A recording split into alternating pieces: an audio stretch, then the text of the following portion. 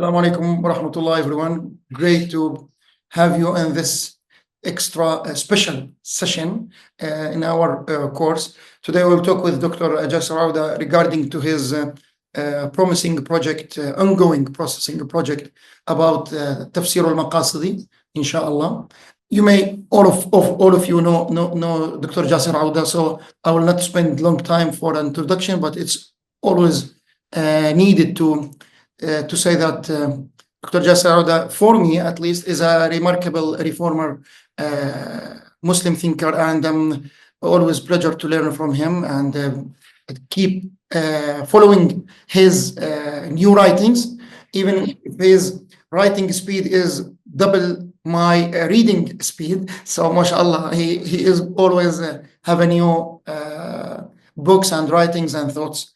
Today we will just make it special for talking about the Tafsir Maqasidi and how we can learn from it, what is unique about it, what is the main pillars or usul al-tafsir or principles that this tafsir had been based on, where we are from this and what is going with that project, etc. All of that we will try to cover it in 1 hour or a little bit less with Dr. Jasser Auda. I will start with few questions as an introduction, then I will keep the stage open for anyone who want to ask or share his thoughts. But please, let's just be limiting ourselves within the topic. So our topic is limited to talking about Tafsir al-Maqasidi as a project, not about anything related to other Dr. Jasser Auda works or writings, because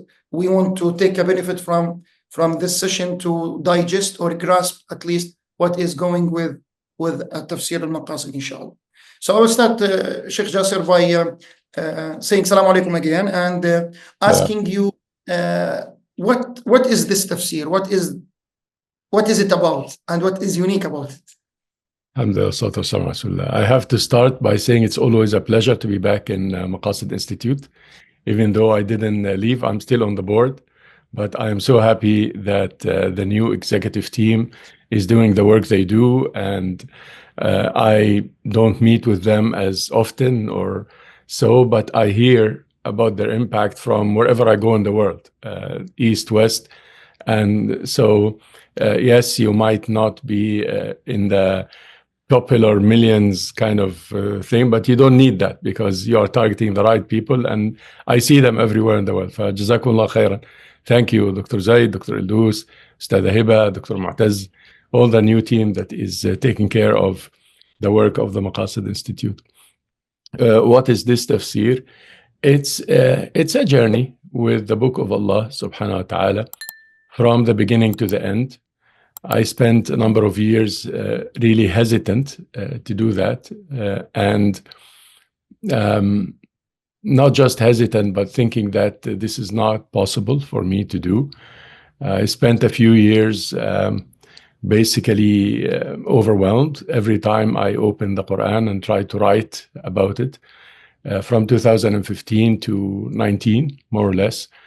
And then, as far as I have it in my shorthand notes, I started from 2019 to write about Surah Al-Fatiha from the beginning to the end, ayah by ayah.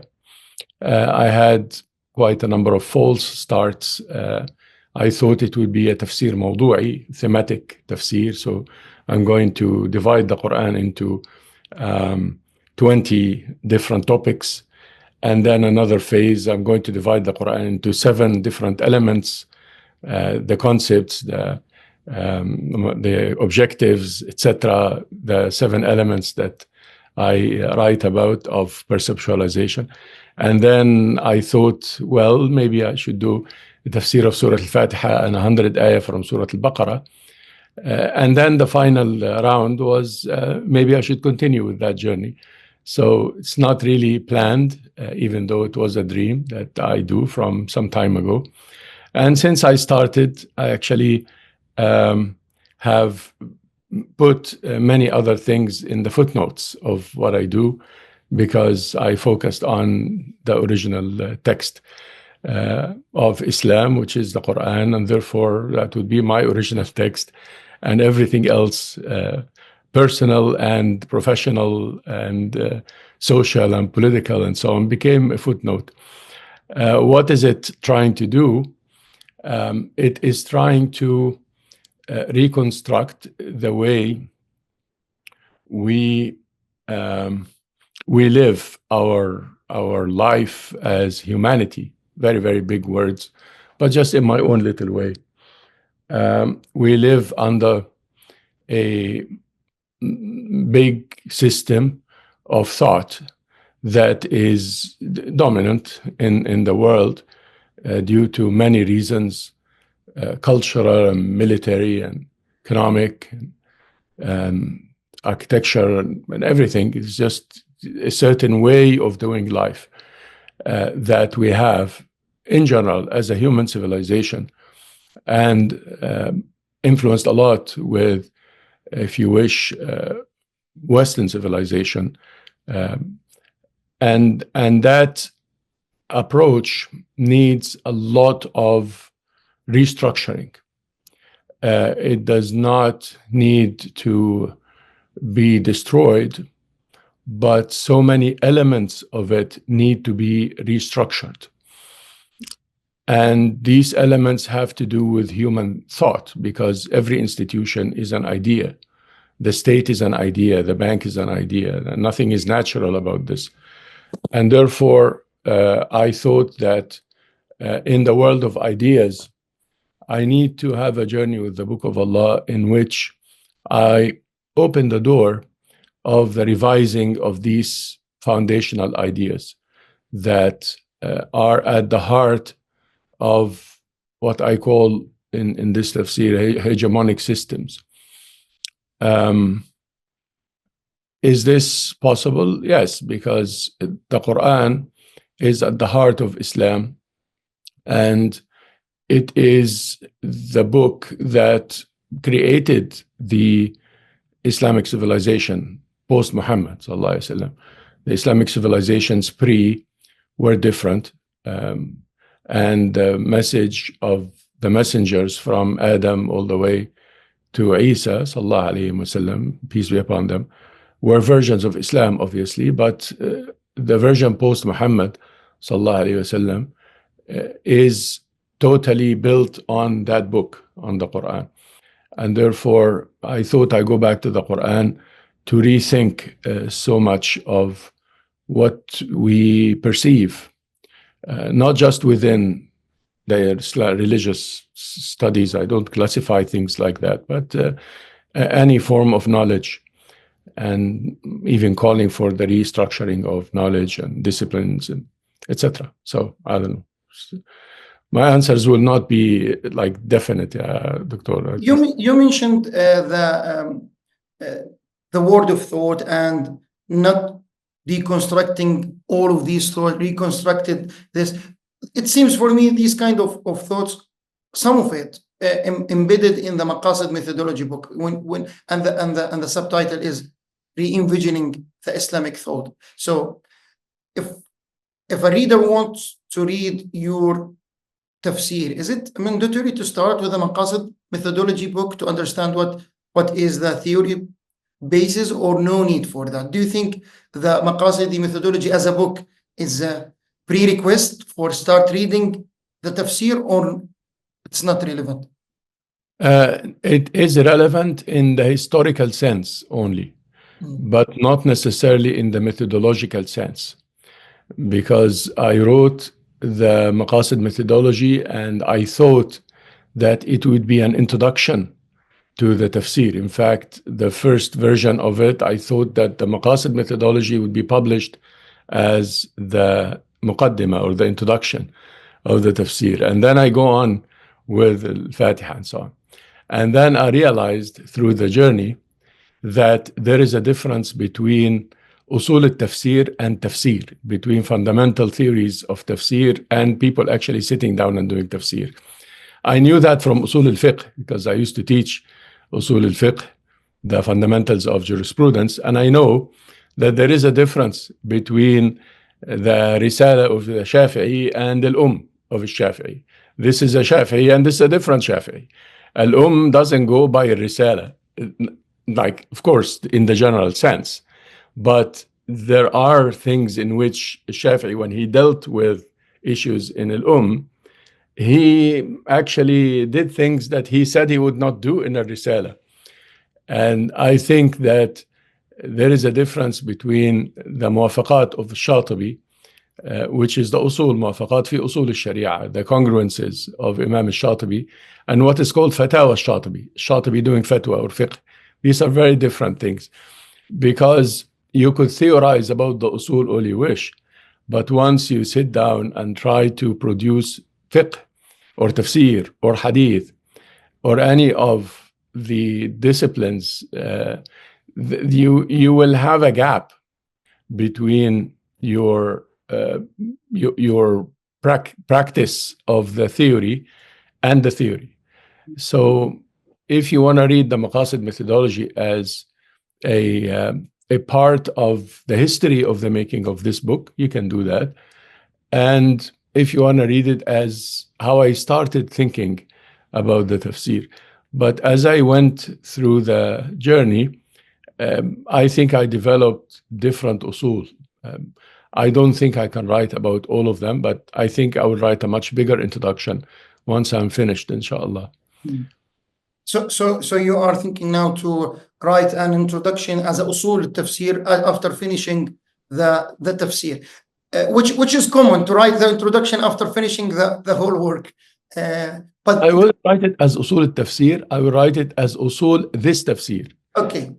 Not for every tafsir, because I can't claim to put usul for anything. It's not like that. This is, humans wanting to theorize something that's not theorizable.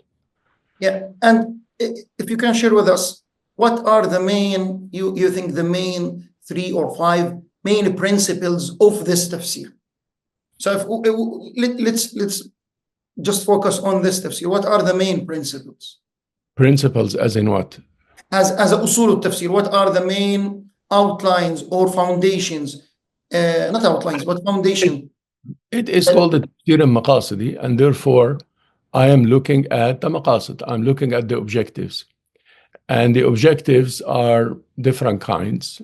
I counted in the introduction like 100 and something kinds of Maqasid, Qur'an, in terms of usul, if you want to theorize. The al-bayan wal-badi' wal-ma'ani, and under al-bayan, then under al-ma'ani, and under al-badi', like all the classification of the Arabic grammar and the Arabic styles, and like each one of those would have maqasid. Why? And every classification of al-mawdu'at, the themes, every classification, old or new, of the themes would have maqasid, including the current disciplines that we have, maqasid, the objectives of economics and politics and architecture and language, linguistic studies, etc. Like all of these disciplines are not objective free and are not purpose free, and therefore when you look at the Quran with those eyes, that it's a very wide topic, but the common theme amongst all the topics is the maqasid theme, like the question of why, the purpose, the objective. And the purpose is a different logic from the common logic that we have these days in humanity, especially with social media's impact and AI's impact. People are becoming more and more in the how rather than the why. The why is back to metaphysics, I guess. Why is back to myth, because humanity wants to see something practical and useful and these kinds of stuff. So what are the main principles? Number one is that you are looking for the objectives because you're trying to change the thinking, trying to change the logic of the Muslim mind, the believer's mind, humanity, I'm dreaming, into a why thinking, into a purpose and end thinking. And I believe that this end-based or purpose-based thinking would give us the critical views that we need to criticize and restructure, will give us the future planning and strategizing that we need as humanity in general, and as Muslims, and as all the sections of people that would read this kind of work, and would give us the holistic view and the integrative view and a tarkib, how to integrate, how to put together many things that we think are contradictory, because we are doing this how thinking, simple thinking, versus the why thinking that is going to put all the contradictions in one context, rather than thinking that anything is contradicting with anything except the oneness of God and polytheism, I guess. But otherwise, there is nothing really that contradicts.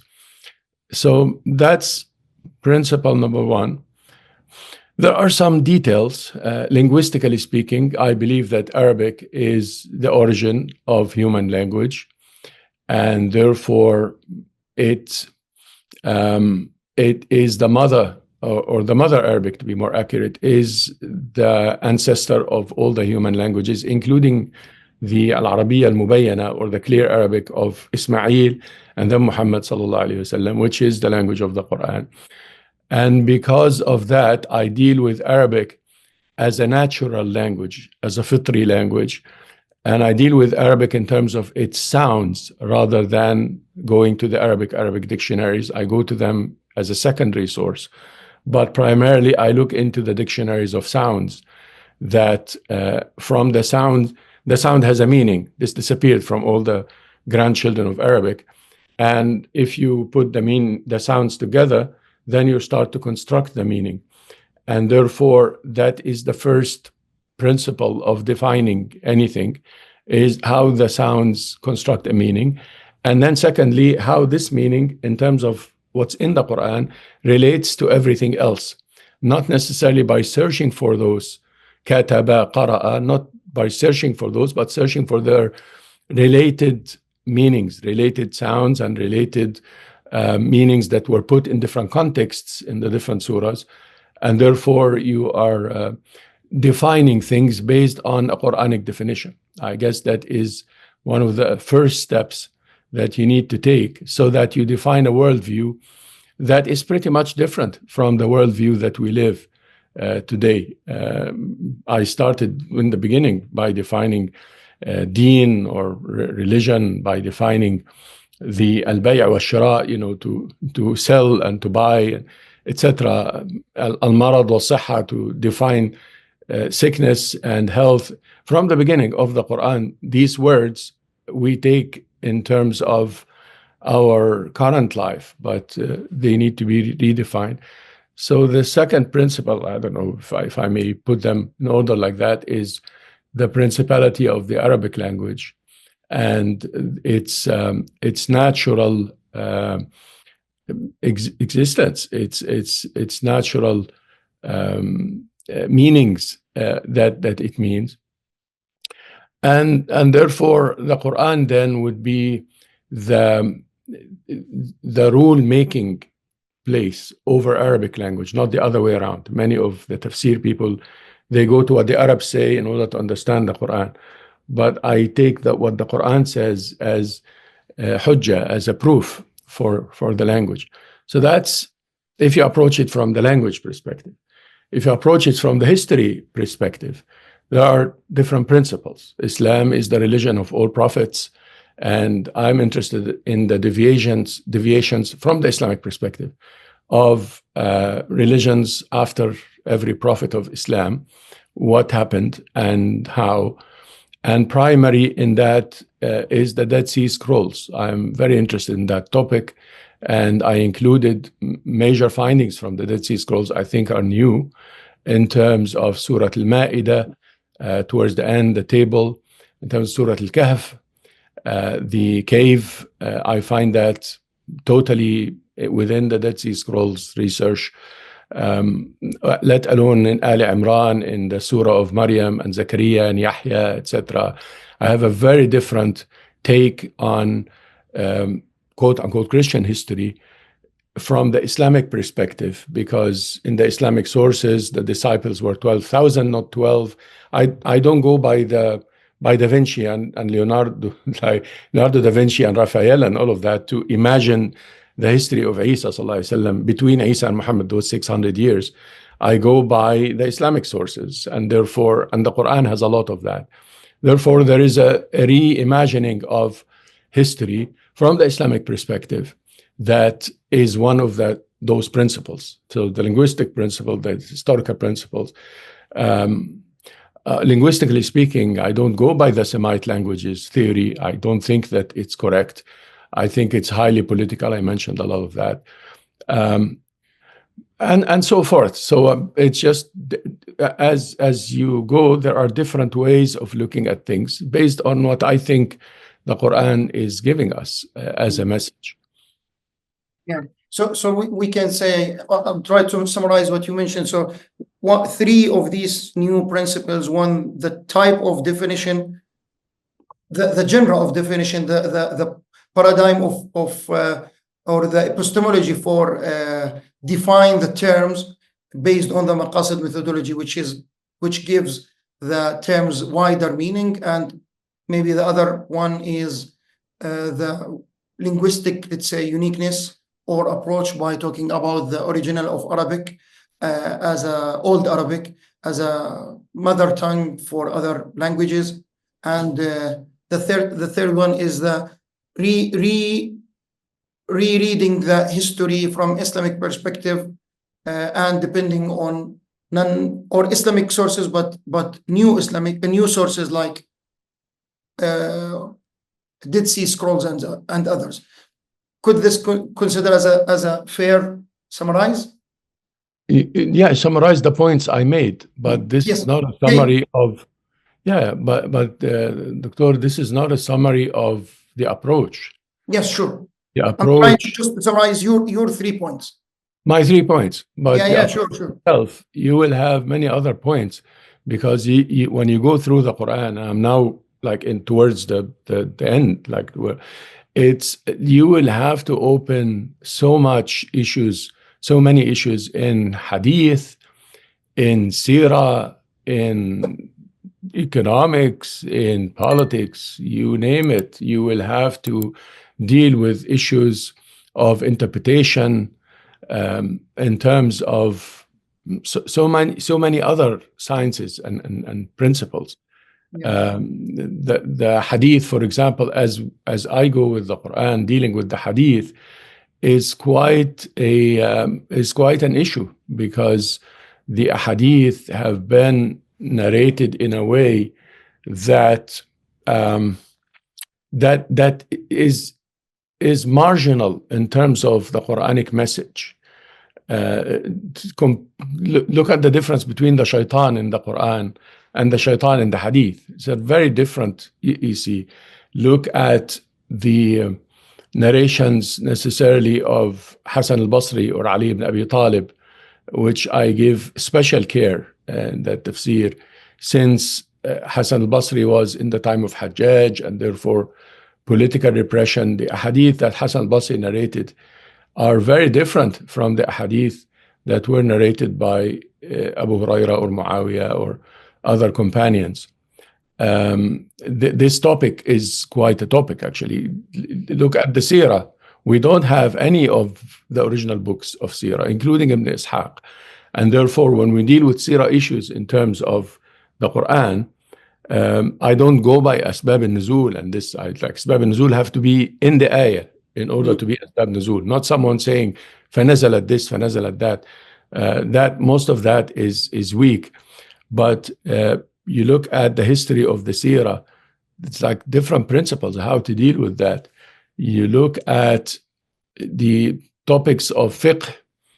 In Surah An-Nisa, I dealt with the issues of inheritance, etc. In Surah Al-Baqarah, I dealt with the family law in hundreds of pages, actually. And therefore, there is a lot of research that has certain usul and that has a lot of issues that I dealt with in Mawarith. I dealt with al-ta'sib, wal-awl. I dealt with issues that have been debated for 1,000 years. I just gave my view on them that are sometimes different from the mainstream views, and so forth. So, MashaAllah. By far, how many volumes you finished, Doctor? the whole thing is an 8-volume. The whole thing is 8 volumes. The first is Al-Fatiha wal-Baqarah, and the second is Al-Imran wal-Nisa, and the third is Al-Ma'idah wal-An'am Al-Ma'idah wal-An'am wal-A'raf, and the fourth is Al-Anfal wal-Tawbah wa Yunus wa Hud. So the 7 al-Tawal finished in the middle of the fourth. And this is much longer than the rest. Now, the fifth is Yusuf to Maryam, and the sixth is Taha to Al-Ankabut. So from after At-Tawbah until Al-Ankabut, that is what's called Al-Ma'in. I took the opinion that the 7 longer ones are Al-Baqarah, Al-Imran, Al-Nisa, Al-An'am, Al-A'raf, and Al-Anfal al-Tawbah to be one surah, right? So this is the first 3.5 volumes. And then you have 2.5 volumes for Al-Ma'in, which is from Yunus all the way to Al-Ankabut, those 20 surahs. And then from after Al-Ankabut, from Rum to Al-Hujurat, these are another 20 surahs that form volume 6. And then from Qaf to the end, this is 65 surahs that form volume 7. I'm in the second half of volume 6. So I'm in Surah Al-Zumar now. So I still have about 9 surahs for the Mathani. After the Ma'in comes Al-Mathani. From Al-Ankabut, from Rum to Al-Hujurat, I still have about 9 surahs. And then I am in volume 8, which is from Qaf and on. So inshallah, if Allah gives me life, and if He wills that I finish this, I am not sure if it is best to finish it or not to finish it. Many of my teachers who wrote tafsir never finished it. I mean, but anyway, so if I am supposed to finish it, I am planning to finish volume 7 this year, inshallah, 25, like sometime in the fall. And volume 8 would be next year, inshallah, 26. That's what I'm hoping to do, inshallah. I will give the floor for further questions from the colleagues here. I have the last question, which is related to the in the course. We try to cover several hermeneutical methodologies, starting from al-Ma'thur up to the thematic or al-Mawdu'i one. And you mentioned that your intention at the beginning is to write something related or under the theme or a Tafsir al-Mawdu'i, then you decided to make it under al-Maqasid theme. Could you share with us some examples, 2 or 3 examples related to unique, you think it's a unique way that this Maqasidi tafsir gave us as a new understanding for a specific verses or short surahs, like this was the common understanding, and through the Maqasid Tafsir Maqasidi based on Maqasid methodology, I'm reaching to this new idea or a new tafsir or new understanding. Yeah, well, it's difficult to give representative examples, but I don't know, I would say in Surah Al-Baqarah, from Alif Lam Mim, I dealt with the Arabic language and the relationship with Latin, etc., and therefore I had a tafsir of these letters that is different from. It's nothing like, so, most of what I say is not new. Like some people said something similar to that in history, even though usually it's not the mainstream. And sometimes I say new things. I don't know. I say, وَلَمْ أَرَ مَنْ قَالَ بِهَذَا. And I get into the tafsir of an ayah or something that I don't know anybody who said something like that. So Alif Lam Mim, if you read that, you will see how I approach the issue of Arabic and its sounds, etc.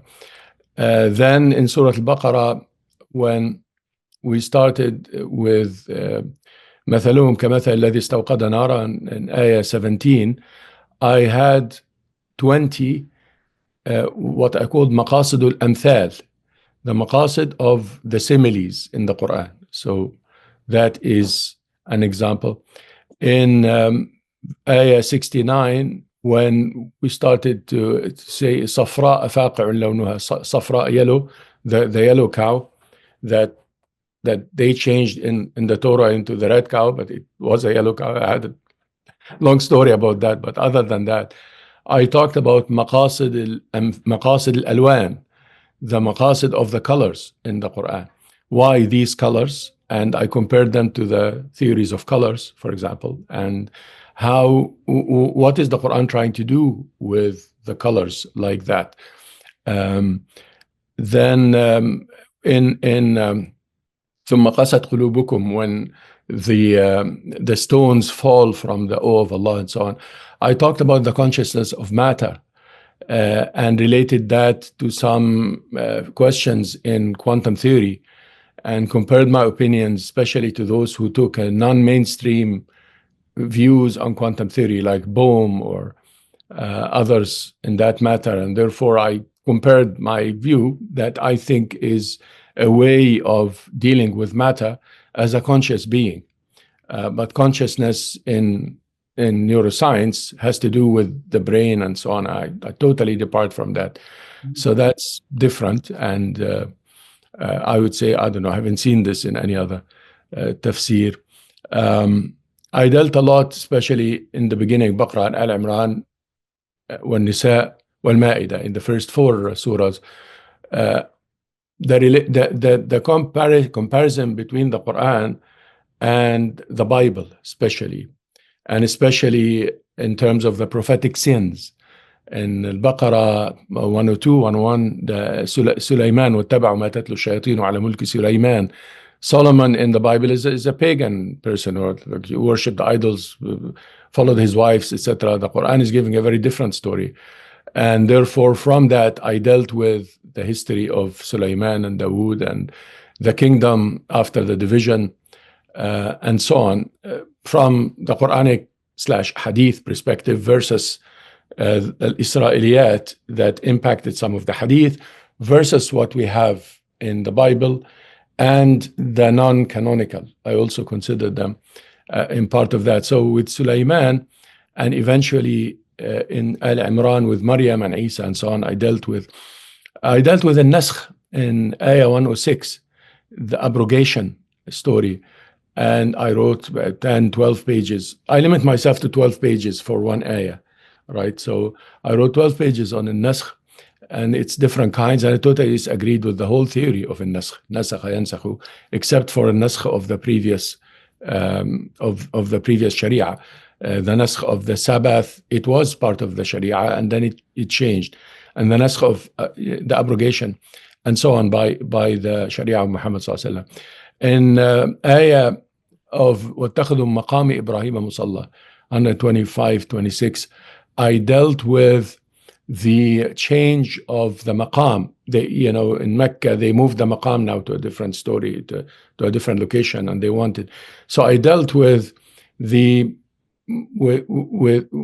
destroying of the monuments of Mecca and Medina, for that matter, and I dealt with a lot of that during that time, in the last 100 years, how they changed the landscape and the history in Mecca and Medina. I dealt with gambling in al-Khamr wal-Maisir. I included a lot of the electronic games, but I differentiated between the games that are addictive and others, and I differentiated between different kinds of rewards that you get, not necessarily monetary. So I included in the Maisir, or the gambling, so many new forms of gambling that we have, especially electronic forms. Al-Ila, in the family law, I included many other forms of forsaking the wife, not just giving a qasam or an oath of Ila. And then I dealt with zakah in 267. I put 8 principles of the fiqh of zakah, and, upon which I built some rules that departed from the mainstream. For example, calculating poverty based on the economy of the region or the city, rather than 29 grams of gold or any of that, and there like other things of that sort. So I included some stuff there with zakah.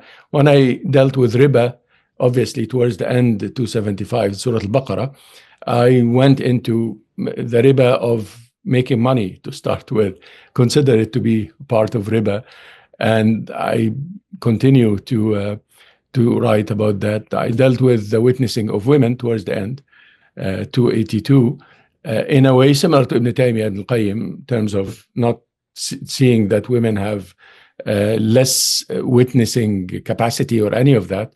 But I added to, so these are examples from Surah Al-Baqarah, for example, that I would advise to go and read. Very interesting. Jazakallah khairan. I will give Yahya, he has a question, and then I will read a question from Ulay. Yes, Yahya. Okay. Assalamu alaikum wa rahmatullahi wa barakatuh. Marhaba. Naam. Good day to you, Prof. Happy to meet you. May Allah subhanahu wa ta'ala reward all your efforts abundantly. Allah yahfazkum. I have my first question on the issue of Maqasid methodology in terms of interpretation of the Quran. Mm-hmm. I don't know what is the basis for the saying that when one wants to interpret a verse of Quran, he shouldn't maybe lay hands on the previous tafsir first. He should first take it from his own understanding. Then later he will consult any other material, whether from the current or contemporary tafsir or the classical ones. So what is the basis for this approach? Well, it depends. It depends on your purpose from the tafsir. What is the approach you are taking in the tafsir? Like, you know who said something similar to what you're saying? Muhammad Abdu, in his Manar, in the introduction, you find Rashid Rida mentioning that, and in some other places. So Muhammad Abdu is saying that he wants to deal with the Quran based on the language of the Quran, rather than based on the tafsir before that. Why? Because his objective, one of the general objectives at least, is to prove that Islam is compatible with science and modernity and all of that from their perspective. So because they want to deal with modernity, you will not find modernity in al-Tabari or Ibn Kathir or al-Zamakhshari. They wanted to deal with the banks as institutions. You find that Rashid Rida is dealing with sociology as it developed, especially in the French literature. Rashid Rida eventually also dealt with issues of science and Darwinism, etc. So because you are dealing with these questions, they are new. You don't need to go back to any tafsir before. Is it wrong to go to the tafsir? No, of course. Like, we all come from that perspective. Like, for every ayah, I look at a number of, I don't restrict myself though to any school or any of that. I look at Tabari ibn Kathir as much as I look at Razi, as Zamakhshari, as Tusi, as Sha'rawi, Al-Qaradawi, etc. I look at people who did tafsir old and new. So if your objective is not what they did, then you should not look at them. You want to do a tafsir based on economics, tafsir al-iqtisadi, they say. Okay, you want to look at economic issues. This science has not been known for mufassirin, so they don't come from that perspective. They don't look at these issues, you see, and therefore you don't have to consult them. But it's always good to see what people say and agree or disagree, or depending on your objective. We have a question from Olainka about using the Israeliyat in the Maqasidi tafsir. How do you handle with the Israeliyat? I wrote, don't remember where, I think in the beginning of Surah An-Nisa, I wrote how I deal with the Israeliyat.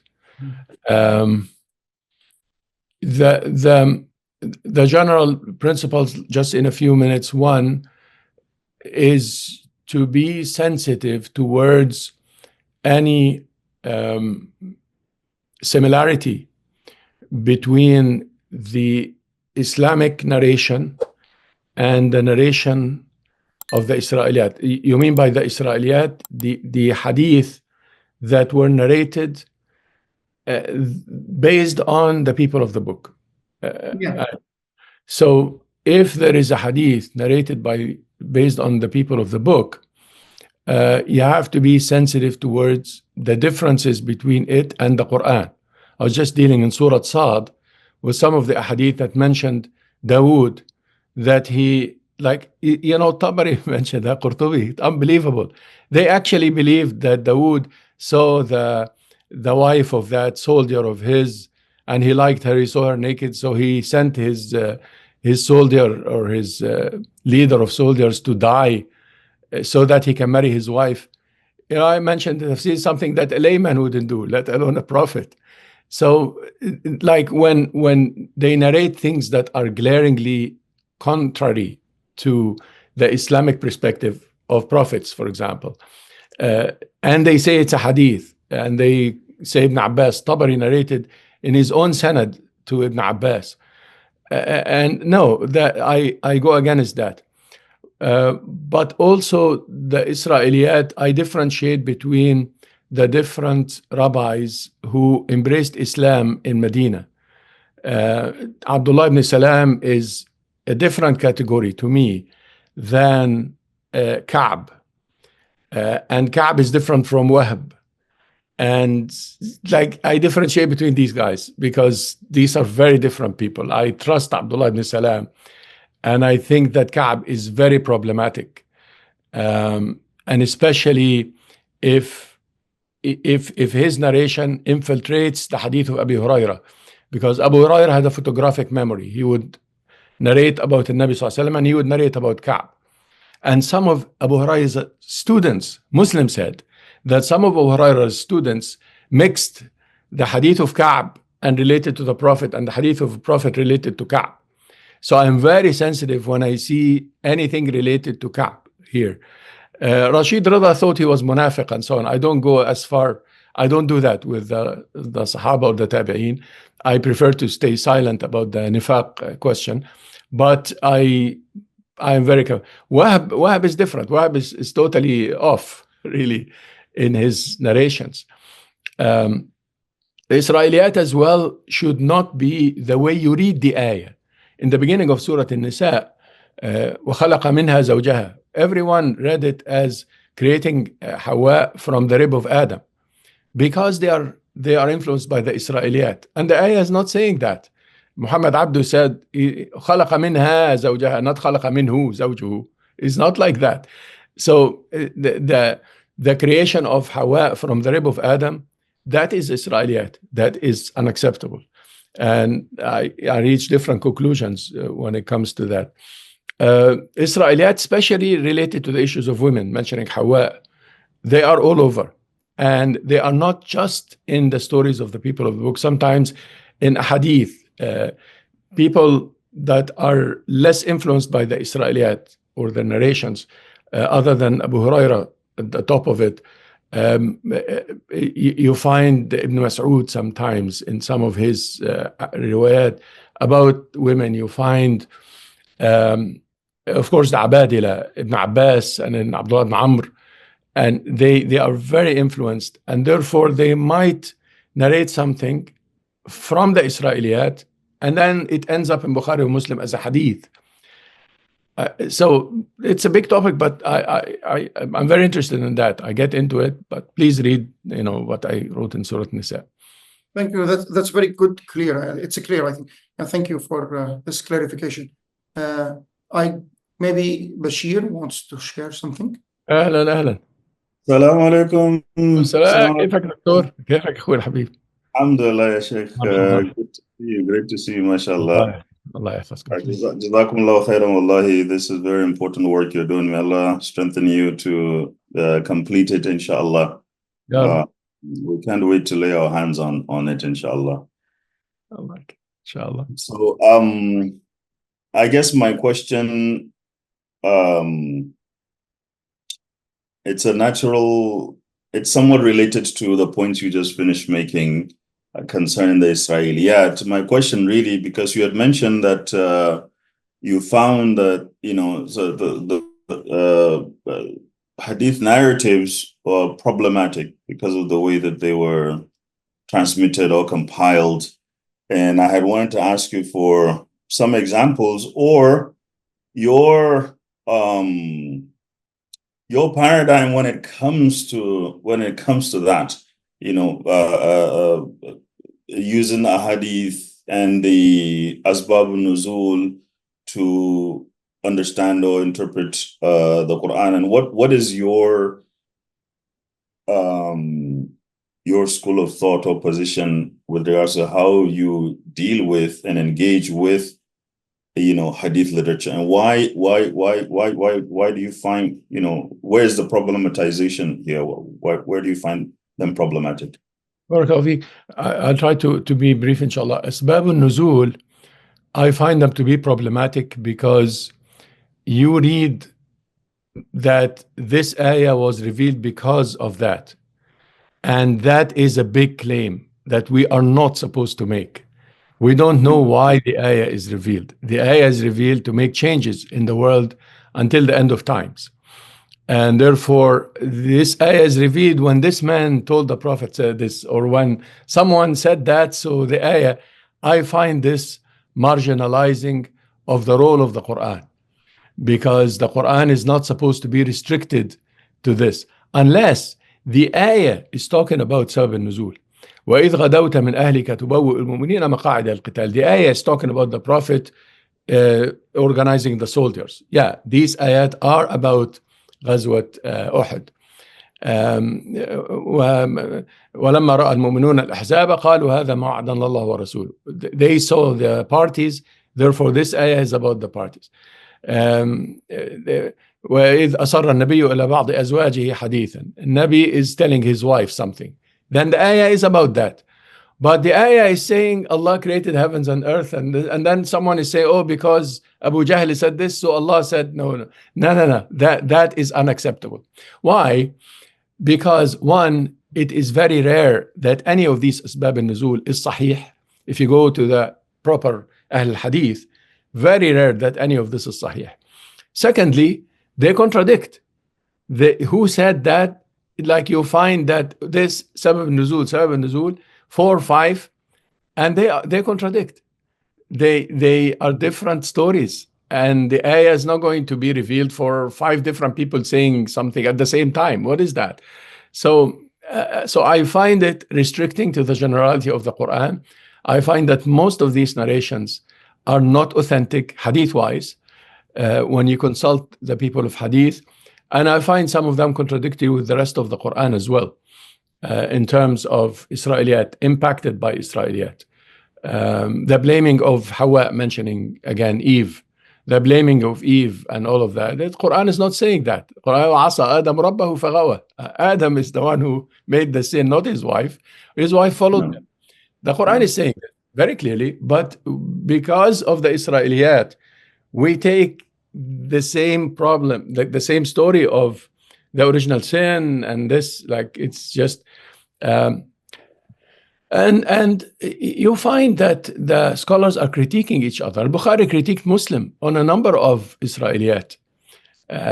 In like hadith al-Tashbik, for example, Abu Huraira, the hadith of creating the world in a week. This is the 1 week story from the Bible, exactly. And Abu Huraira is obviously narrating it about Ka'b, not about Muhammad. But they made it about Muhammad, and they call it Hadith al-Tashbik and so on.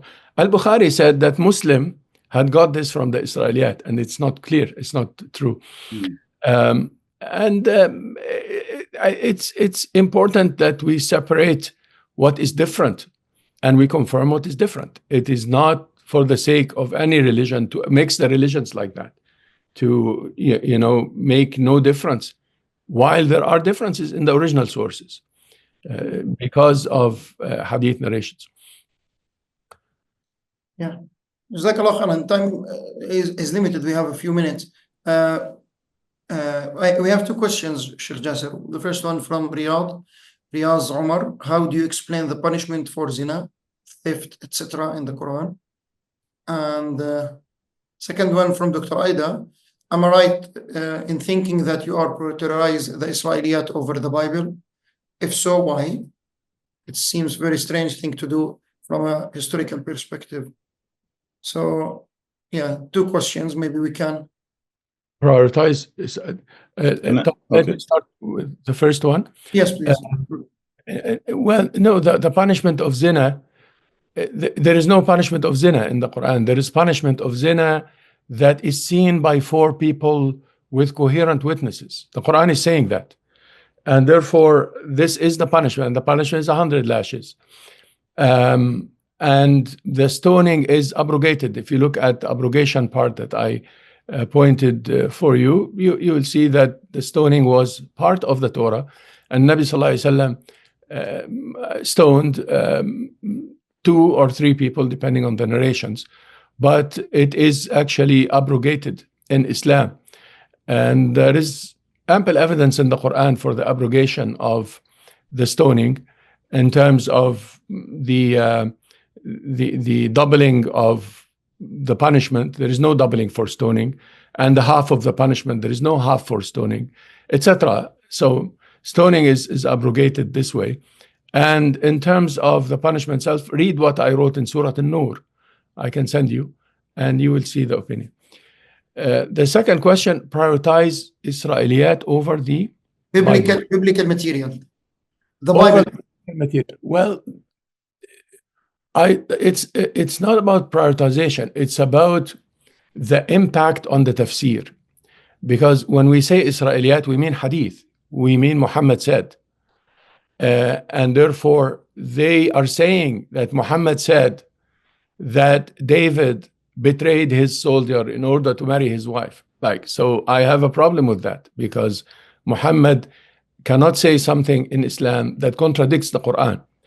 But of course, I also consider the biblical sources themselves in terms of the stories in the Quran that have intersection with the biblical source. I quoted a lot of the Bible, especially in Al Imran and Al-Ma'idah, when it talked about Mary and Zechariah and John, etc. I quoted a lot of that. And I compared between the Quranic narrative and the biblical narrative. But I don't have a problem with the biblical narrative because it's a biblical narrative. It's Christianity or Judaism, if we are quoting the Talmud or others. I don't have a problem. It's just a different religion that has a different approach to issues. But I'm quoting in terms of comparison.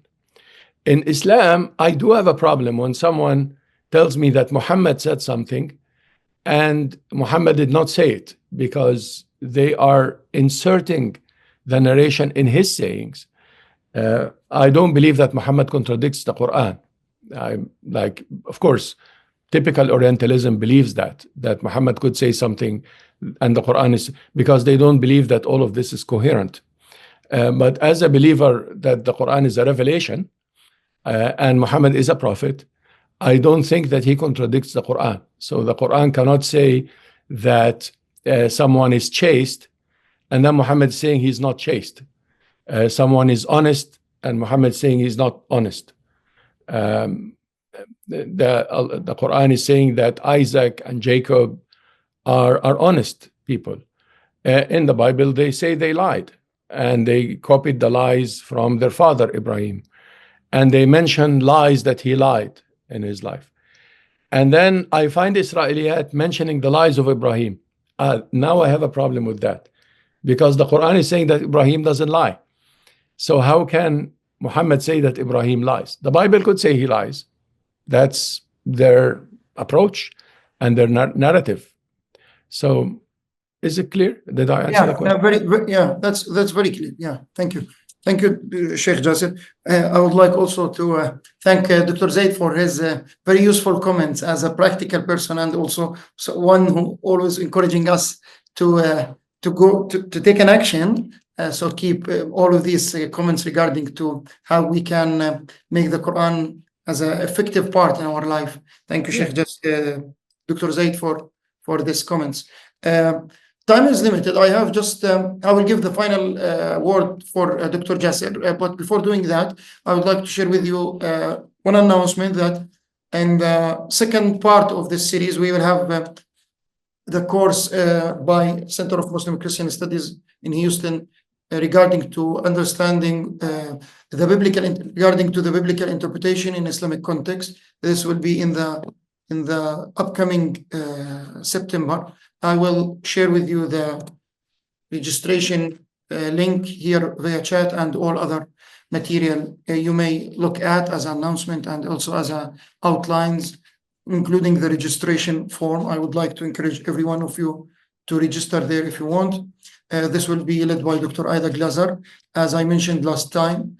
Also, I would like to thank everyone here for being with us. I would give you the final word, Dr. Jasser, for us as students, what we can do to know more about your project, Tafsir. Can we have a copy of the manuscripts? Is there any kind of volumes that be published? What we can do to start learn from this great book?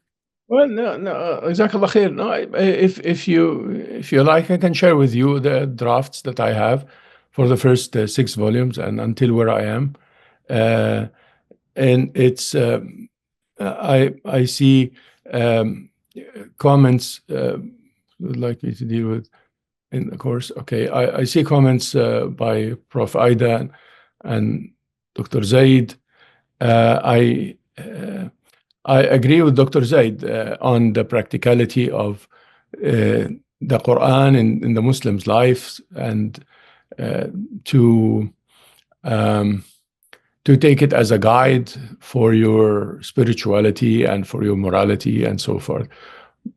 I totally agree with that, but that's not what I'm talking about. I'm talking about here. That's a different story. Yeah, sure.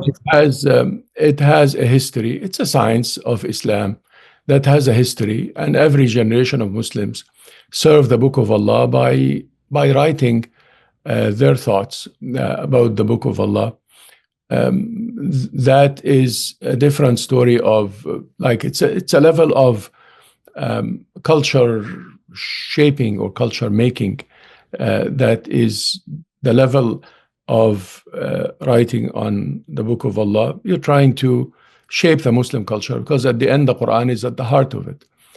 But of course it is very important to implement and to apply and to take what you can as a Muslim. You see. Jazakallah khairan, Shaykhana Dr. Jasser.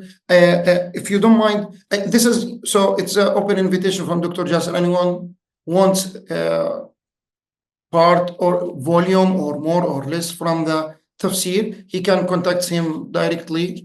I'm writing my email here. Yeah, sure. And he wrote his email here. So that would be great.